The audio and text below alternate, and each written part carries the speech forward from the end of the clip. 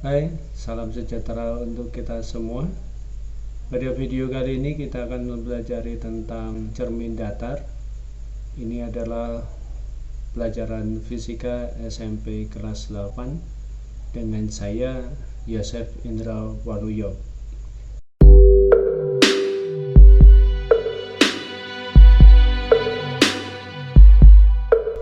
Materi yang kita akan bahas pada video kali ini, yang pertama adalah kita pengenalan dulu tentang cermin datar. Yang kedua, sifat cermin datar. Yang ketiga, banyak bayangan dari dua buah cermin datar. Dan yang keempat, pemantulan sinar dari dua buah cermin datar. Pengenalan cermin datar. Apakah cermin datar itu? Cermin datar adalah bidang datar licin yang dilapisi bahan mengkilap sehingga bisa melihat bayangan yang ada di dalam cermin atau bidang.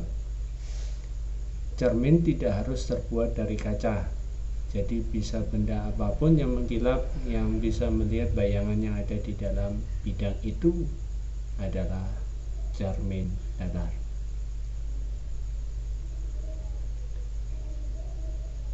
Nah, kita akan mempelajari sifat-sifat bayangan cermin datar. Kita lihat dulu dari gambar ini. Nah, dari gambar ini kita bisa melihat sifat bayangan yang pertama, yaitu bayangannya ada di dalam cermin dan kita bisa melihatnya langsung bayangannya tanpa memerlukan layar atau benda lain. Berarti itu adalah sifat bayangan maya atau semu. Itu sifat bayangan yang pertama. Yang kedua, kita lihat bahwa di sini orangnya tangan kirinya mengangkat tangan, sedangkan pada bayangan di dalam cermin tangan kanannya mengangkat tangan. Nah, ini berarti menunjukkan bahwa kebalikan arahnya. Ya, kalau misalnya pada bayangan itu tangan kiri, berarti pada orangnya atau bendanya itu tangan kanan. Itu maksudnya kebalikan arah. Yang ketiga, itu bendanya tegak, bayangannya juga tegak. Jadi orangnya lurus, maka bayangannya juga lurus. Tidak kita hasilkan kepalanya di bawah atau terbalik, bukan ya. Ini adalah untuk sifat bayangan yang ketiga pada cermin datar. Yang keempat, jarak bayangan ke cermin sama dengan jarak benda ke cermin. Nah, kita amati di sini bendanya atau orangnya ke cermin sama dengan bayangan ke cermin. Kemudian ukuran dari bayangan dengan ukuran benda itu sama. Ya. Nah, ini sifat-sifat bayangan pada cermin datar. Jika Anda yang mau ditanyakan, silakan Anda komentar, dan Anda jika tertarik dengan video ini silakan Anda like, kemudian Anda subscribe. Jangan lupa bunyikan loncengnya untuk mendapatkan video pembelajaran fisika berikutnya. Nah, bagaimana kita mengukur panjang minimal cermin datar dari seorang yang anak dengan tinggi tertentu? Nah, bagaimana? Oke, kita sediakan dulu orangnya, hadirkan dulu orangnya. Kemudian di sini kita letakkan cermin, gitu ya. Nah, kemudian ini bayangan yang kita harapkan ada di sini. Nah, berapa tinggi cerminnya? Nah, itu dengan cara kita hadirkan sinar datang dari kepala, ujung kepala, ya, ujung rambut kepala ini menuju ke ujungnya dari cermin datar. Ini adalah sinar datangnya, ya. Kemudian ada garis normal ini. Kemudian ada sinar pantul yang menuju ke mata. Nah, ini ingat ya, hukum pemantulan cahaya pada video pertama tentang pengenalan cahaya. Kalau Anda lupa, bisa Anda lihat deskripsinya, link untuk melihat video tentang cahaya. Kemudian dari ujung kaki, ya, dari ujung kaki ini mengenai bagian bawah dari cermin, kemudian menuju ke mata. Nah, ini juga ada garis normalnya. Oke. Nah, dari sini ini adalah tinggi orangnya, sedangkan yang ini adalah panjang cermin. Jadi berapakah panjang minimal cermin datar agar dapat melihat seluruh orangnya ini? Yaitu dengan L sama dengan setengah dari H. H itu adalah tinggi bendanya, oke. H adalah tinggi bendanya, kemudian L itu adalah panjang cermin. Oke. Dari sini adakah yang ditanyakan? Jika ada yang ditanyakan, silakan Anda tuliskan pada kolom komentar. Jika Anda menyukai penjelasan yang saya berikan, silakan Anda like dan Anda subscribe. Jangan lupa bunyikan loncengnya. Selanjutnya kita akan masuk kepada jumlah bayangan pada dua buah cermin datar yang berimpit. Nah, kita pernah mengalami ini. Nah, ini dalam permainan ya, labirin kaca, kita akan melihat banyak bayangan-bayangan orang yang di sini. Orangnya padahal hanya satu di sini, ternyata bisa begitu banyak yang terjadi. Bisa di sini, di sini. Nah, bagaimana itu bisa terjadi? Bagaimana mungkin hal itu bisa terjadi? Oke, kita akan bahas dulu. Nah, kita hadirkan satu buah cermin datar, kemudian kita hadirkan cermin yang kedua, ini membentuk sudut 90 derajat.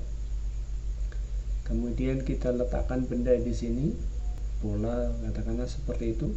Oke, kita perpanjang terlebih dahulu cermin pertama ke belakang cermin, kemudian cermin kedua kita perpanjang juga ke belakang cermin satu. Nah, kemudian setelah itu benda ini memancarkan sinar menuju ke cermin satu, kemudian dengan jarak yang sama dari benda ke cermin, maka dari cermin ke bayangan ini dihasilkan bayangan satu. Kemudian dari bayangan satu menuju ke cermin 2, nah ini jaraknya sama dengan bayangan dari yang kedua ya. Kemudian dari bayangan 2 menuju ke cermin 1, perpanjangan dari cermin 1 sehingga bisa menghasilkan bayangan ketiga. Nah, kalau kita cek sama-sama apakah benar apa yang kita buat, maka kita letakkan sinar di sini menuju ke cermin 2 sehingga nanti jatuhnya tepat pada bayangan ketiga. Nah, berarti dari sini menunjukkan bahwa kalau dua buah cermin berimpit membentuk sudut 90 derajat, berarti terbentuklah 3 buah bayangan yang terjadi ya. 2 buah cermin yang membentuk sudut 90 derajat dihasilkan 3 bayangan. Maka dari sini kita bisa menghitung kalau misalnya cerminnya membentuk sudut 60 derajat, berapa bayangan? Kalau 45 derajat, berapakah bayangannya? Oke, kita bisa menentukan dengan mencari bayangannya dengan cara N sama dengan 360 derajat per alfa kurang 1. N sama dengan 360 derajat dibagi 90 dikurang 1. Nah, ini kan 360 dibagi 90 derajat, berarti kan kita dapatkan hasilnya adalah 4 dikurang 1, berarti nilai banyaknya bayangannya adalah betul 3. Nah, kita akan masuk kepada soal di mana sebuah sinar diberikan dengan sudut 30 derajat dari cermin 1. Cermin 1 dan cermin 2 membentuk sudut 110 derajat. Berapakah sudut sinar pantul untuk cermin 2? Apa maksudnya? Oke, ini ada cermin 1. Kemudian kita datangkan sinar datang dengan membentuk sudut 30 derajat. Nah, kemudian di sini adalah cermin 2. Ini sudutnya adalah 110 derajat. Maka dari sini kita buat garis normal. Kemudian dari garis normal dengan ini kita buat sinar pantul. Nah, sudut sinar pantul sama dengan sudut sinar datang. Jadi kalau kita buat di sini sudutnya adalah 60 derajat. Ini 60 derajat di sini, ini kan 30. Ini sudutnya adalah 90. Maka di sini adalah 90 kurang 30. Berarti di sini adalah 60 derajat. Maka sudut sinar datang sama dengan sudut sinar pantul. Berarti di sini juga adalah 60 derajat. Nah, baik. Kita akan lanjutkan. Ini ada garis normal, kemudian sudut sinar pantulnya. Nah, kita akan hitung ini alfa. Alfanya berarti 60.